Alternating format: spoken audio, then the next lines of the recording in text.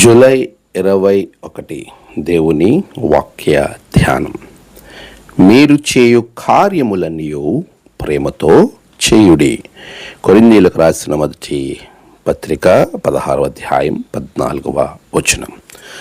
మన ప్రభువైన యేసు క్రీస్తు నామములో మీ అందరికీ ఈ ఉదయము శుభములు తెలియజేస్తూ ఉన్నాను. ప్రియులారా, దేవుని మహాకృపలో మనం మరొక నూతన దినాన్ని చూచే ధన్యత దేవుడు మనకి దయచేసి ఉన్నారు. ఈ దినమును బట్టి ఆయనకు నేను స్తుతులు చెల్లిస్తూ ఉన్నాను. ప్రియమైన విశ్వాసి, దేవునిలో మనం ఎప్పుడు కూడా స్థిరపరచబడేటువంటి వారంగా ఉండాలి.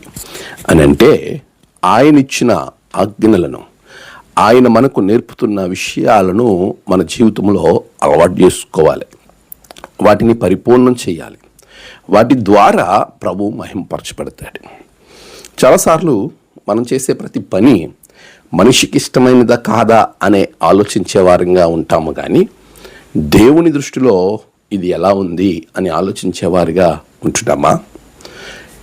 ప్రతి ఒక్కరూ ప్రతి కార్యములో దానిని కేవలం ప్రేమతో మాత్రమే చేయాలి అని వాక్యం చెప్తుంది.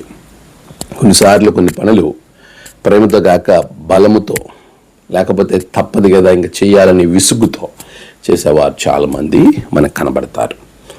గృహాల్లో కానీ, ఆఫీసెస్లో కానీ, కాలేజెస్లో కానీ, ఇంకా వేరు వేరే ప్రదేశాల్లో, మరి ముఖ్యంగా దేవాలయంలో మనము ప్రేమతో ఆయన కార్యాలను చేసేవారంగా ఉండాలి. ఆయన మనకిచ్చిన పని అది ఏదైనా, కుటుంబ బాధ్యత అవ్వచ్చు, సంఘ బాధ్యత కావచ్చు, లేకపోతే సమాజంలో నీకు ఇచ్చిన బాధ్యత కావచ్చు, ఏ బాధ్యతనైనా నువ్వు ప్రేమతో చేయటం నేర్చుకోవాలి.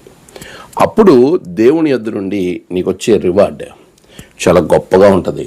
ప్రేమతో చేయడం అనంటే దేవుడు నీకు ఇచ్చిన పనిని బాధ్యతాయుతంగా పరిపూర్ణంగా నువ్వు చేయగలగాలి.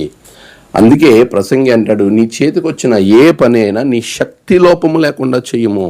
నిజమే, మనకి ఇవ్వబడిన పని మన శక్తి లోపం లేకుండా పరిపూర్ణంగా చేయాలి. అదే విషయం తలాంతుల సందర్భంలో యేసు ప్రభు జ్ఞాపకం చేస్తాడు. ఎవరైతే పరిపూర్ణంగా చేయడము అంటే దానిని అభివృద్ధి పరుస్తారో, ఇవ్వబడిన పనిని కంటే దాన్ని రెండింతలు చేసే రీతిలో అభివృద్ధిలోకి తీసుకెళ్తారో వారికి దేవునితో పాలుపంపులు.